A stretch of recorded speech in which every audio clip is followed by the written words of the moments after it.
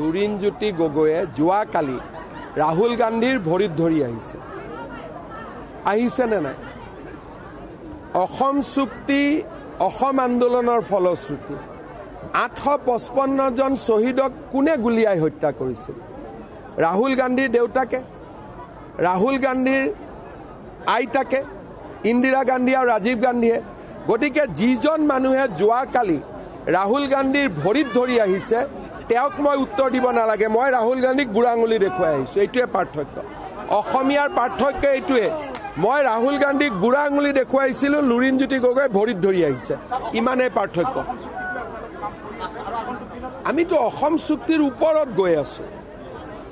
অসম চুক্তিয়ে যি কৈছিলে তাতকৈতো আমি বহুতখিনি আগুৱাই গৈ আছোঁ। আজি যদি আমি এনেকৈ নাথাকিলোহেঁতেন, আজি আমাৰ জাতিটোৰ কি অৱস্থা হ'লহেঁতেন? চাকৰি বাকৰি পুলিচ চবটো লৈ লৈছিলে, গোটেই ঘূৰাই কোনে আনিলে? আজি গোটেই যিসকলে নাটক কৰিলে তেওঁলোকেতো একো কৰি দিব নোৱাৰিলে, কিন্তু আজি অসমীয়াৰ স্বাভিমান অসমত ঘূৰাই কোনে আনিলে? ইমান দিনে অসমীয়াক তেওঁলোকে দৌৰাই আছিলে, এই জেগাৰ পৰা সেই জেগাত, সেই জেগাৰ পৰা সেই জেগাত, ধুবুৰীৰ পৰা মানকাছাৰ, মানকাছাৰৰ পৰা গৌৰীপুৰ, গৌৰীপুৰৰ পৰা বৰপেটা। এতিয়া মই ওলোটাই আৰম্ভ কৰি দিছোঁ না। গতিকে কোনে কৰি আছে? অসম চুক্তিটো মাইল দূৰত আমি গৈছোঁ। কংগ্ৰেছত নাই থকা বুলি কোনে কৈছে? কিন্তু মই কংগ্ৰেছত থাকোঁতে আমি বদৰুদ্দিনৰ লগত কাজিয়া কৰিছিলোঁ। মই কংগ্ৰেছত থাকোঁতে ৰাহুলক বুঢ়া আঙুলি দেখুৱাইছিলোঁ। মই কংগ্ৰেছত ৰজাৰ দৰে আছিলোঁ, মই এনেকৈ ভৰি চুই থকা নাছিলোঁ নহয়।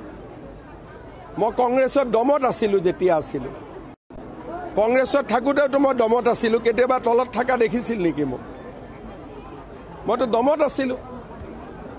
গতিকে কোনোবাই যদি যি দলতে নাথাকক কিয় দমত থাকিব লাগিব না।